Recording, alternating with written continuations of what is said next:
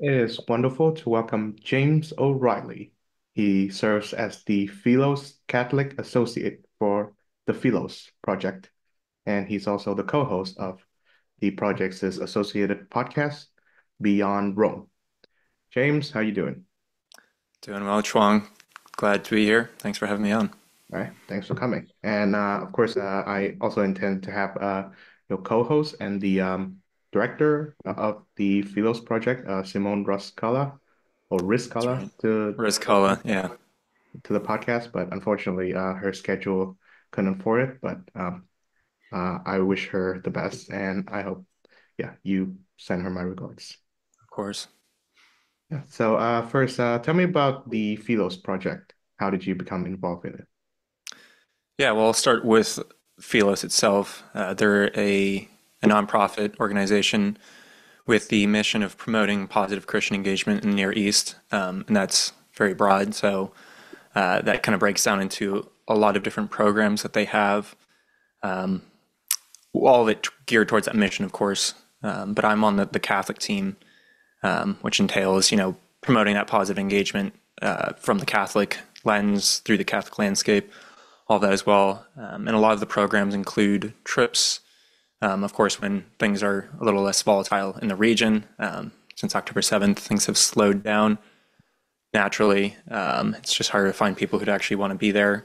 But a lot of the time, the trips entail, of course, seeing the Holy Land, seeing the sites, of course, as Christians being rooted in the land as the historical birthplace of our faith. But the trips themselves are also, they strongly emphasize the living people of the land, the Christians especially, but also Jewish people and then Muslims. So in the trips, we'll be doing a lot of engagement with them as well. And then other projects also include things like the Beyond Rome podcast, different events, and things to just help educate Western Christians on the Eastern and Hebraic roots of their faith. Philos as well, it has other programs beyond the Catholic program. There's also Philos Latino, Philos Black. They have a young leaders program as well, which takes young Christian leaders over to Israel. And that is how I first became involved with Philos. It was after I graduated undergrad from Christendom College. I was a philosophy major, and I wasn't involved in the Near East space or international affairs in any way. But I came across Philos because my older sister actually had been working with the past director of Philos Catholic, Andrew Dorn, at a different organization called In Defense of Christians, which had been started around the same time as Philos. But the founder was Andrew Dorn, and I started working for him at In Defense of Christians part time, and kind of discovered Philos through that process, and then did their Young Leaders program a couple years ago, and then stuck on with them to come on when Philos Catholic was started back in let's see, early 2023. So we're coming up on almost 2 years of being involved with Philos Catholic, but then of course I was involved with them through the Young Leaders program, through internships, all that. So yeah, that's generally Philos Catholic, and then how I ended up there. Okay, wonderful. So I first heard of the Philos project through Mary Eberstadt, where Hmm. she's a great thinker of her own right. She's married to Nicholas Eberstadt, who's a familiar Yeah. guest on this podcast, actually. She wrote an article on first things. First, I believe there was an article that she wrote in the wake of October 7th, but Yeah. I was referring to her more recent article in which she was noticing the trend towards anti-Semitism amongst people who self-identify as Catholics on the internet. She Hmm. was thinking about like Candace Owens in particular. Right. Um, so if you're familiar with the writer slash thinker Ibram X. Kendi, he would say something like, "It's not enough to Hmm. be just not racist. You have to be actively anti-racist as well." Right. Um, and I suppose in the case of Mrs. Eberstadt, she was recommending Catholics to not only be not anti-Semitic, but also be actively against anti-Semitism. So Hmm. I wonder to what extent do you second her view and why? Yeah. Well, Mary Eberstadt is a good friend of ours. She's actually going to be joining us on the Beyond Rome podcast soon, Oh, and we'll be speaking about all those topics. But I would agree with that. I think it's something that's intrinsic to the Christian calling, by just in light of Christianity being rooted in Judaism, in many theological aspects, in most theological aspects, historically as well, especially in the wake of the Holocaust too, where you have many people who might think, it's a boy who cried wolf post-Holocaust, where the Jewish people are constantly pointing to everything and calling anti-Semitism. But that part doesn't really excuse the fact that Catholics or Christians should be second to that in terms of calling that out, because it is something that, if you look at the past in Catholic Jewish relations, Catholic Jewish history, Christians were the ones in power most of the time, and there were plenty of times that their injustice is done, and it's not that people complain that, oh well, the Jewish people hate Christianity too, but that part doesn't matter because it's inherent in the Christian calling, which is an act of charity to do that, especially with a relationship in the relationship that we share with the Jewish people. It's not just a matter of not being racist or hateful towards any religion. You shouldn't be, but when it comes to one that we are so deeply rooted in, there's I think there is really an extra push and an extra, I wouldn't say calling, but there is an extra impetus to be very vigilant of that, because I think it's also a sickness within the church when we don't realize that. When you have Catholics who are kind of turning on their own roots to allude to the sort of Pauline, well, not even sort of, the Pauline symbolism of being grafted and rooted in the Jewish people, in many ways, when they forget that sign, that's a sign of sort of sickness within the church. So I think I would back Mary on that and say it is important. tell me more about the Beyond Rome podcast, which I've listened to it. I find it to be quite wonderful. Yeah, yeah. Thanks for listening.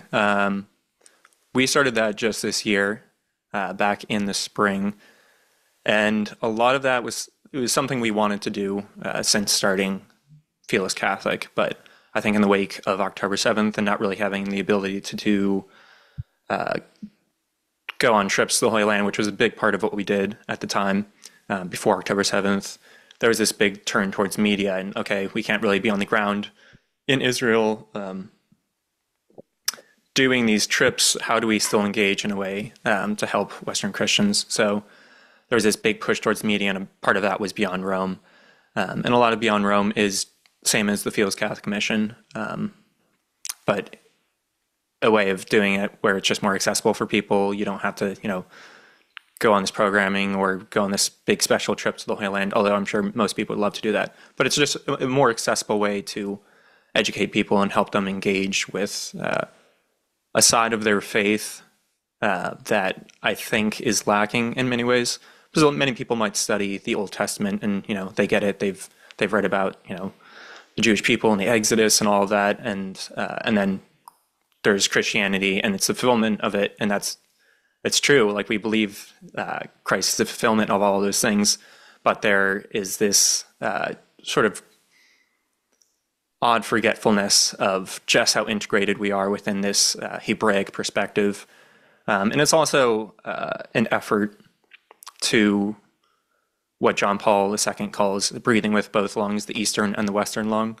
I think despite the Hebraic aspect, even just the Eastern churches we've become so disconnected from, many Catholics might not even know the difference between, and I've had conversations with Catholics where they won't even know the difference between an Eastern rite that's actually in union with Rome and the Orthodox Church. In their mind, anything that's not, Latin Roman is Orthodox and is not in union with the Church. So even those kind of big jarring facts, things like that, is just one of the items that we hope to educate people on and kind of open them up to this whole richness of the church that we don't usually have, because we have the Western tradition, we have the Latin Rite, the Roman Catholic Church, and it's a beautiful thing. There's so much to get from it.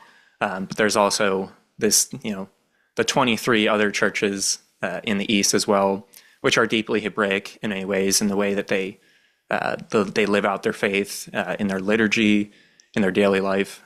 So beyond Rome is, one side, there's the Hebraic roots. The other side, integrated with that, is the Eastern churches and, kind of the forgotten lung of the church, you could say.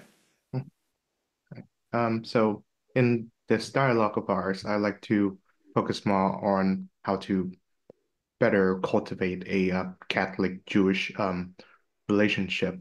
And I think a better conversation and another conversation can be had about how to foster the relationship with our Eastern brothers and sisters. But unfortunately, I Hmm. do not know enough about Eastern Orthodoxy in order to carry that. Um, so my next question would be, how would how do or would Catholics make of not only the events of October the 7th, 2023, which we are 1 year removed from that now, Hmm. um, give or take a few days, but also the entirety of the conflict between Israel and the Palestinian people. Yeah.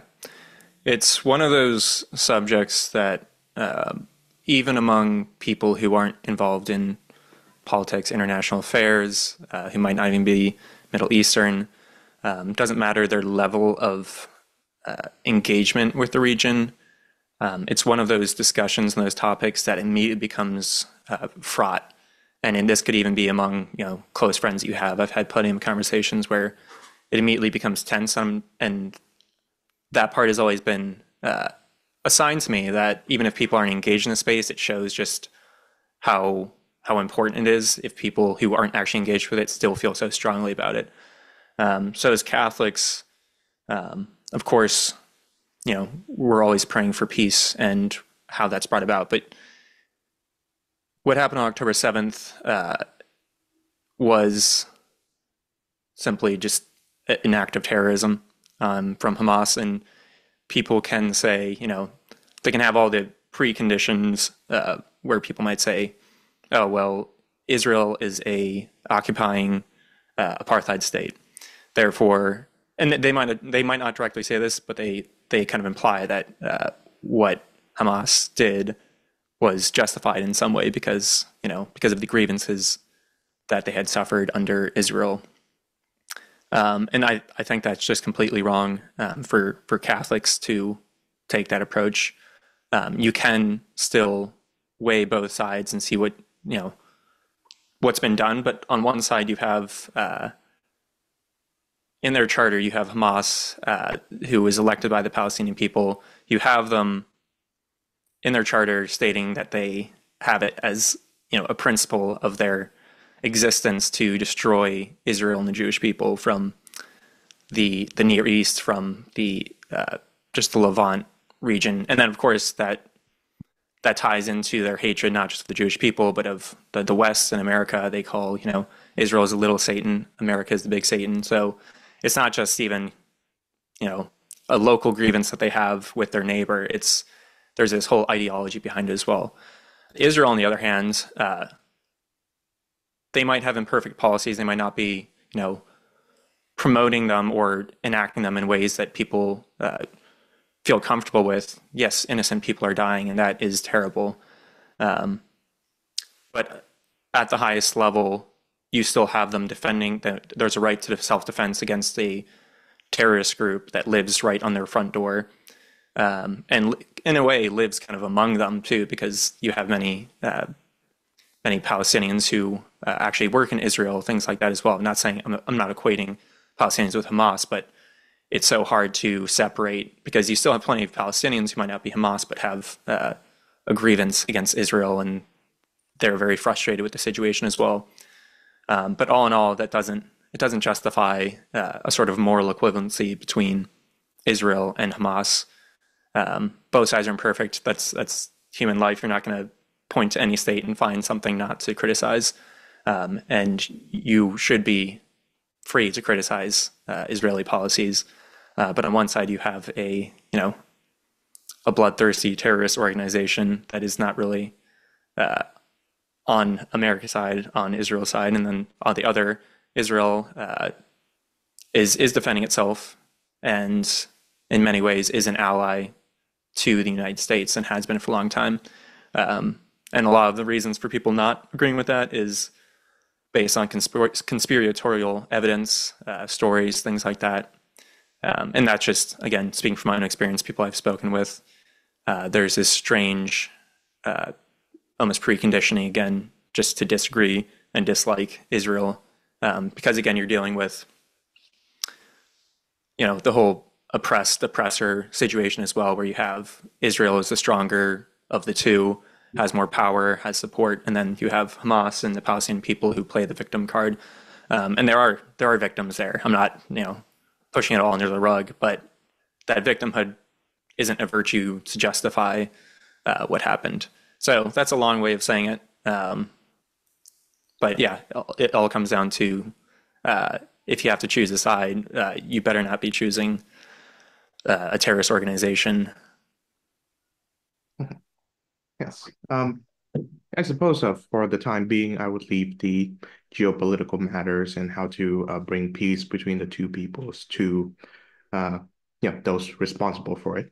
But on the moral, ethical side, as someone who's been observing this conflict very closely since October the 7th, and also the discourse around it, I find that on the side of those who are more sympathetic to the Palestinians, there's a rather gross dehumanization of Israelis. They would assume that everything that the state of Israel does is automatically considered evil. But there are certain corners between those who support the state of Israel that considered Palestinian to not be a people but a cause. Hmm. So they just equate the word Palestinian with, say, Hamas or the PLO or such. Yeah. Never mind the fact that there are plenty of Palestinians, both within the Middle East and even in America, who oppose Hamas's tyrannical rule over their people, or the PLO or the PA's shabby government style. Hmm. And I think as Catholics who we affirm the dignity of all human beings. Yeah. And to paraphrase the Apostle Paul, there and in this moral uh, ethical concern, there are no Israelis, there are no Palestinians, for we are all children of God. So how can we resolve this sort of like mutual dehumanization that goes on between the two sides? Yeah. I think that's a big part of the Christian calling for us in the region is being kind of those bridge builders between both sides, who it seems have become so broken apart by historical injustices and grievances and bad blood. And that's not to say there aren't like Palestinian Muslims and Israeli Jews who don't have those friendships or who aren't building those bridges, but it becomes harder and harder as the conflict continues to kind of create those rifts. But as Catholics and Christians, yeah, we're definitely called to, as best we can, and where it's appropriate, become those bridges. And then there are Christians on both sides as well. You have Palestinian Christians and Israeli Christians too. So finding ways to support and reach out and help be there and kind of be a bridge between those two groups as well. Because Philos, we have people we know on both sides, and it's heartbreaking to see just the difficulties they all go through. And they are kind of a middleman between all this because, they might not be Jewish, they might not be Muslim, and these are kind of the two bigger groups. Not that the Jewish people are a big group; they're a tiny state within, a sea of Muslim nations. But within, like zoomed in into this particular conflict, it is the Christians, yeah, who are kind of caught in the crossfire in many ways. And yeah, I think it is just important for us as Catholics to, even if we can't heal at the political level or fix issues or really do anything effective there. We are called to be a bridge between brothers. Mhm. So, what do you know so far about the Christians who are living in that region during this conflict? I understand that the most popular mainstream outlet that ever covered this issue, it's unfortunately Tucker Carlson when he invited this priest from a church in Jerusalem, and he was like highly critical of Israel. So Mhm. we should take both of those voices with a few grains of salt at least. Yeah. So it was Munther Isaac that Tucker Carlson had on, and um, I'm not someone who's an expert on the different uh, groups, the different denominations within Palestine. He's not Catholic. I think he's some sort of high church Protestant, Presbyterian, or Episcopalian, something like that. But the director of the Philos Project at large, the executive director, Luke Moon, knows him personally, has met him, I believe, and he actually did a video basically debunking or kind of arguing against a lot of what Munther Isaac said. So it's hard when people who aren't engaged in the space, and that's one of the few things they get where it's a Palestinian Christian being critical of Israel, not just of policies, but there's definitely some sort of agenda behind it. That's where it can be difficult because we can hear those things and kind of take it with a grain of salt, and I'm sure many people do. And some, there might be a kernel of truth to some of the things he's saying, but at large, there's this whole, I would say, agenda behind it. Because there are definitely Christians, other Christians in the West Bank, in Gaza, who would support him primarily because they are angry and upset. But there's not really, you know, a rational cause behind a lot of it. Um, yeah. So the whole Tucker Carlson thing was a fun time. But for those of you who are listening, I would recommend checking out Luke Moon. And he did this video, just a rebuttal to Tucker Carlson, kind of doing it point by point. And he's someone who would be much more fit to speak on it. So I would recommend checking that out because I'm not someone who is as involved in that space. So yeah, I'll just leave it at that.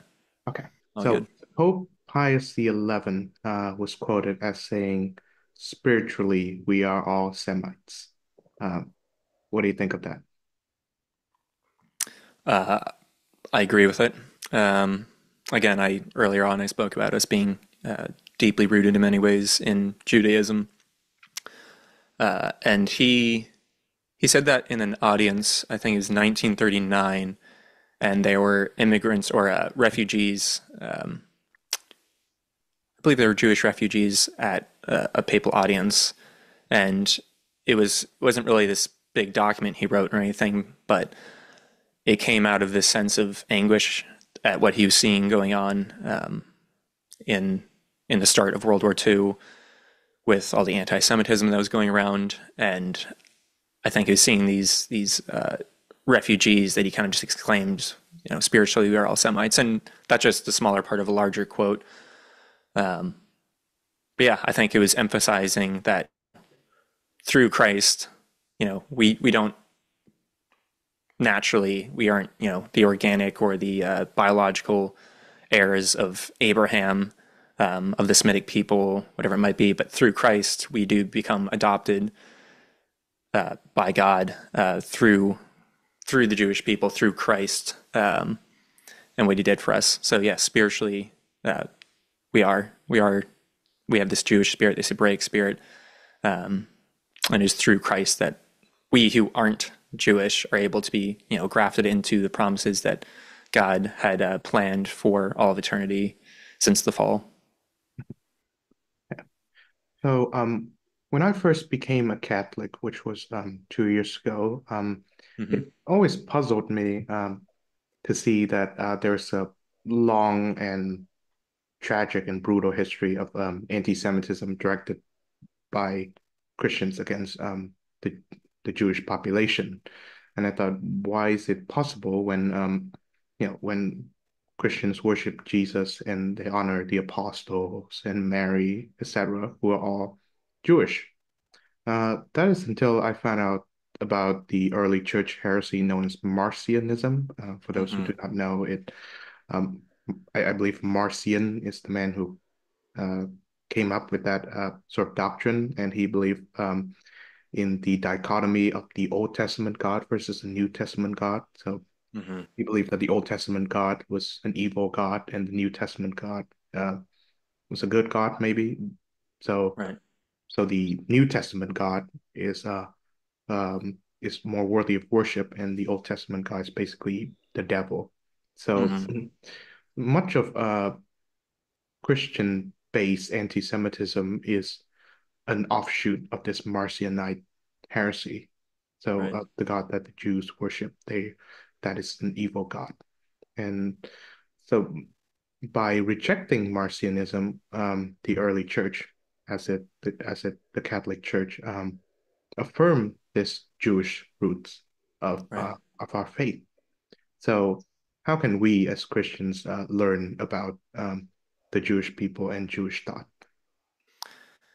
Yeah. Well, Marcionism, just to say one thing about that, it is interesting that it was one of the first. I mean, this is the early church. It's only the second century, I believe, that Marcionism uh, rose and then was rejected by the church. But it came at a time, of course, where Christians and Jews were seemingly much more alike than we would see it today. So you have someone like Marcion, or Marcion coming in and creating this rift, because I think there's something in the human mind, and this is perhaps like the dark side of the Hellenic, rational part, where you want to make it kind of more clearly outlined. So how do you reconcile a seemingly very different looking God in the Old Testament from the New Testament? And the easy answer was, we have Christ who needs the Jewish people in that whole history, that kind of, let's get the skeletons in the closet and bury them in the back. That's what it seems like in many ways. And you also had a big influx of pagans, because the early church was primarily Jewish. As you said, it was the apostles, Mary, and many of the first followers were Jewish. But then you have this large influx of pagans coming in as well, and they would already have perhaps some sort of aversion to kind of the scandal of chosenness of Judaism, all of that as well. So I think that's something we struggle with in the church today. The question of looking at the Old Testament and seeing a God who seems very harsh and terrible and judgmental, all of those things, it seems hard to reconcile. But going back to the main part of the question, I think there's a way of understanding and deeply engaging with our Hebraic and Judaic roots without, Judaizing, because that's something you see in the early church too, where Peter and Paul kind of are going back and forth about these things, where it seems that Peter is kind of re-Judaizing and he's falling back into the Jewish practices. It's not so much that he was, that came from a place of him having lived this way and kind of emphasizing it over more important things, such as the Christian calling and the universal call of the gospel. But that doesn't take away from the fact that we are still deeply rooted in Judaism and what that was as well. So we might not be called to live specific Jewish practices, but there's this fundamental, essential. There is this essence to it that we are called to be tapped into as well.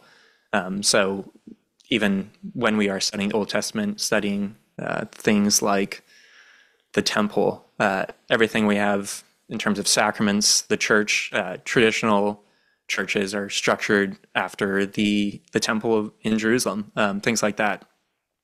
So re-Judaizing on an intellectual level, where you kind of understand the connections, and Christianity didn't exist in a vacuum and then just kind of pop up.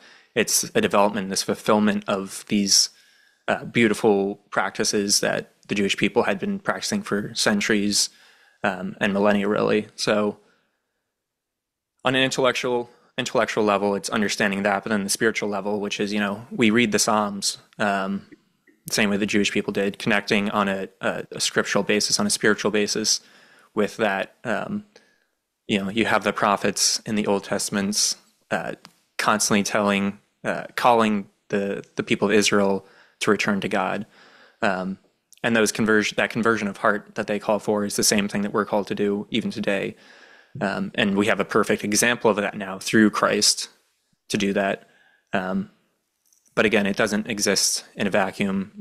Christ exists within that context of this great narrative of salvation history. So yeah, it's on an intellectual level, it's on a spiritual level, on an historical level too. Again, I think we're still called to engage not just with Judaism, but with the Jewish people, not in a way of, again, falling back into Jewish observances, but learning from them and seeing that we do care about many of the same things as well, faith and family, traditional values. There's just so much to learn just from that alone. How should Christians, if the necessity arises, atone for the history of Christian persecution of the Jewish population? I think it's kind of just built into the Christian calling, which is always seeking humility. And you have, personally, there's the examination of conscience that you should always be aware of, not to, be whipping yourself all the time. But it's just a sense of, with the Holy Spirit, there's a sense of discernment and like the two-edged sword, it cuts both ways. So it gives you the ability to discern other things outside of yourself, but also look into yourself as well. And I think at large, the church, we're always called to do that as well, because, we might believe that Christ is the fullness of truth and that we are living the fullness of truth in a broken, fallen world, but we're also still broken, fallen individuals as well. And there have been instances in the past where people who call themselves Catholic or Christian were guilty of terrible things. So it comes from just a place of, as a Catholic, as a Christian, you should always be in a state of humility and praying for God's forgiveness and His mercy. But a practical step is, again, that sort of positive step towards understanding the Jewish and Hebraic roots of your faith in a living way. So finding ways to positively engage with the Jewish community. That doesn't mean you have to go and go to their front door and start begging for forgiveness, but I think it's a sort of disposition as opposed to like a specific act that you have to do. Not that there aren't acts you can't do. At the Philos Project, we have this community called, it was called the Philos Action League. Now it's called Generation Zion, but the Philos Action League, a lot of what they did was showing up to the Jewish community in cases of anti-Semitic incidences. Say a Jewish community, someone had come and like graffitied some Jewish slur on their synagogue. Someone from the Philos Action League would go to that synagogue or the Jewish community and present them white flowers and basically say, hey, as a Christian, I'm here for you. I support you guys. And we're here if you need you. That's just a beautiful step to take. And it's not in any way saying, we're Jewish or anything, but as a Christian, there's an injustice that's been done, and we share this special relationship with the Jewish people. And it's something that they're always surprised by as well, which I think Catholics are always, I know I was kind of surprised to find out is how little they know about, Christians or Catholicism, those things as well. So I think the misunderstanding goes both ways. But yeah, I think first and foremost, it should be a disposition that really just comes naturally from the Christian calling, the Christian vocation, and conversion of hearts. Of course, on the other hand, the early church was heavily persecuted by the Jewish authority. In Right. his previous life, Paul was, Yeah. in his own admittance, a vigorous persecutor of the Christians. And I believe even in rabbinic Judaism following the advent of Christianity, the opinions of the rabbis range from Jesus was a failed Messiah to Jesus was a total fraud and Right. charlatan. So how can we as Christians confront that? Yeah. That one's good as well. There's a book that I would recommend people read, which kind of goes into this, and it just goes through Catholic Jewish relations, well, Christian Jewish relations from the early church. It's called "The Anguish of the Jews" by Father Edward Flannery. But there's a section in that where he's going through the early church and kind of the relations and different incidences where Christians were persecuted by the Jews in this case, and then other instances where Jews were attacked by Christians. Um, and that's just one of those things that I think it starts in a place of friendship with the Jewish people, and those are things that we can then discover together, as opposed to, or at least address together, as opposed to looking back and seeing, okay, Christians were persecuted by the early Christians were persecuted by the Jewish authorities. Let's use that and throw it against the Jewish people, and blame them and demand that they forgive us. And then the Jewish people can definitely do that too, where they point back and they demand that we forgive them. Of course, in the wake of the Holocaust, there's much more persecution on their end there, but within the early church, it really just can't be a game of throwing stones at each other. It has to be if we're going to address these grievances, it has to start from a place of friendship. That has to be the first place to start.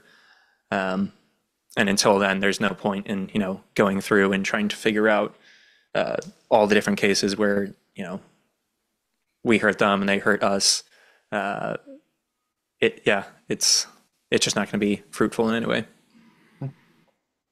So how should we as Christians engage with our other cousins of the Abrahamic faith, which are the Muslims?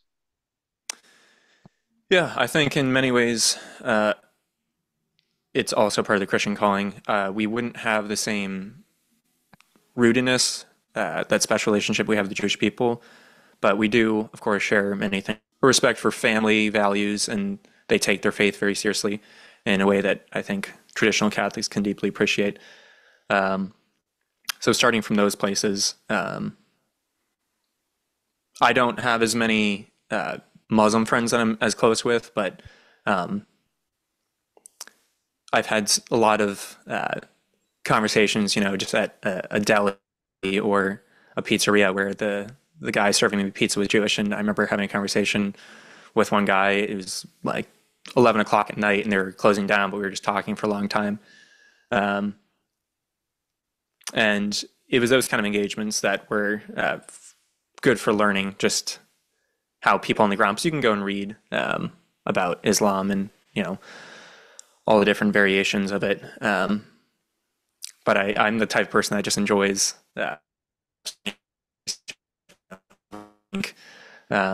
or at a pizzeria.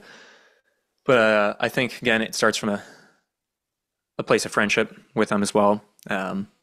Yeah, I don't have the same experience, and I don't do as much work in the Muslim Christian space. But I think as a Christian, it's needless to say that it has to start from a place of humility, love. Yeah, seeing them as loved by God and worthy of our time if they're willing to listen. And then, of course, that doesn't address radical Islam, because that's a completely different story. But there are plenty of Muslims who are devout in their faith and don't adhere to any sort of jihadist or extremism. And those are the people that we should be reaching out to and trying to engage in a healthy way, because they're clearly more open to it. Yeah, so I think again it just comes from the place of being Christian and having a love of neighbor that we're just called to do. Yes. And I think it seems to me that the best I guess, opponents that we can have against, Islamic extremism are the faithful Muslims who are, well, who reject the ways of jihadism, for example. Hmm. Yeah, and I'm no expert in Islam, so I can't say much to it. But I guess it's one of those questions where when it comes down to it, who who is right? Where is the authority? And it's one of those questions that Protestants have to face too. Like who has the authority to say what Christianity is? If there's not that ultimate source that can speak through history and in time in the way that the papacy can. And that's not to get into theological arguments about all of that, but within Islam, you have that same sort of authority issue. Who has the authority to say what Islam is? And when it comes down to it, I think each Muslim would just have to ask themselves, if it came down to it, what is Islam to them, and what are they willing to do to share their faith, to spread it? How do they see non-Muslims? All of those questions. So yeah, there's so much variation within Islam as well that it's hard to pin down what that could be and how each Muslim might develop their theology. How should Christians balance our love for God and our final place in the kingdom of heaven, which is infinite, and our current place in our respective countries, which are finite? There's this quote from Father Hugh O'Flaherty during World War II, and this was when nationalism was ascendant and an overt and overemphasized faith in the polis, I guess, or the nation. But the quote is short. It goes, "God has no country," and that doesn't mean that God can't bless your country and you can't, bring Christianity to a nation and bless it and do what you can to lead to its flourishing. Um, but in many ways, Catholics, we're dual citizens at all times, where you can do your best to live as a citizen, to promote justice, to live justly, to promote just laws. But that's not guaranteed. But what you are guaranteed through Christ is a spirit of peace, whether or not you live in a just society. Um, and we have so many, as Catholics, we have so many models of that, especially someone like St. Thomas More, where you could be a faithful steward, a faithful subject, but also stay true to Christ as well. Um, so it is a balance, and sometimes it will lead to your death, but better to die for Christ than to die for a kingdom doomed to this earth. Now, I cannot claim to be an expert on Augustine's The City of God, but I would assume that he has the answers, or at least he hints at the answers to, the few couple of questions that we've addressed. How to Hmm. live as dual citizens, so to speak, in the temporal and the heavenly realm. Right. Yeah. I'm also reminded of Pope Pius the 11th, of course. I believe in his encyclical that was smuggled into Nazi Germany. That was perhaps the only time when it was written in the original language that is not Latin. It was written in German, mit brennender Sorge, with Hmm. great concern. And there was a line in there that says, any sort of creed that elevates nation and race above God is far from God's teaching, and those who do believe it, I suppose, needs to repent. And it was directly aimed at Nazi Germany.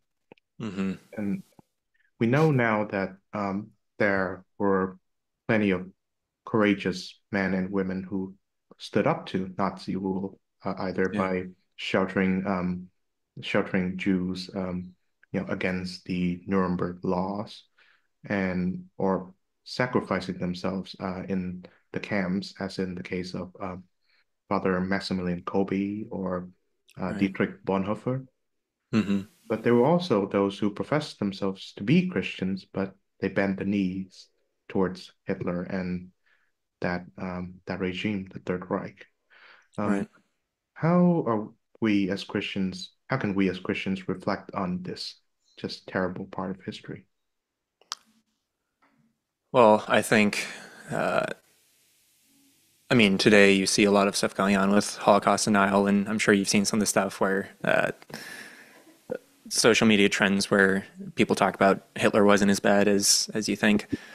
Um, but of course, people might have thought that during the time too, and they could see the evils that were being perpetrated.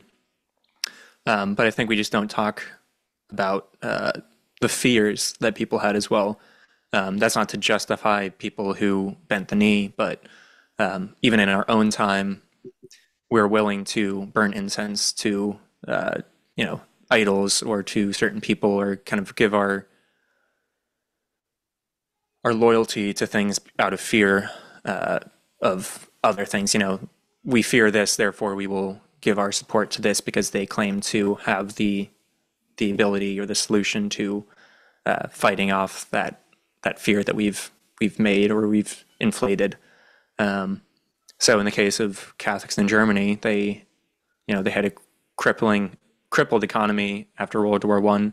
They had a lot of just life in Germany was rough. So they had a lot of fears, a lot of anger, humiliation as well.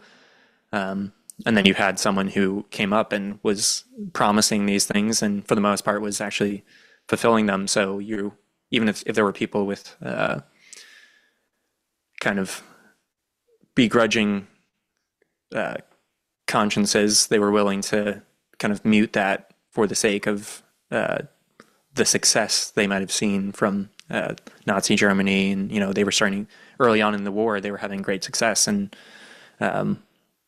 there's also fear too. People had fear despite that. Despite all of that, there were people who were willing to prioritize their own well-being for the sake of speaking out against injustice and evil. And you can only hope and pray by studying those times in history that you would be one of those people, like the Olma family in Poland, who they were just poor farmers, and there was a Jewish family that came to them, and they weren't any sort of politicians or experts in international affairs or government policy, but they were faithful Christians, and they saw people in need and people who were suffering under great injustice, and they protected them. And for that, they were killed. So again, within the Christian calling, truth and the ability to live up to it is a costly thing. And you can only pray that when the time comes, if it comes, and it will come in small ways, at the least, you have to pray and do your best to overcome for the sake of the gospel and Christ. Amen to that. Well, on that note, thank you very much, James O'Reilly, for joining the show, and I wish you all the best with the Philos project. Thanks, Chuang. Great to be here. God bless.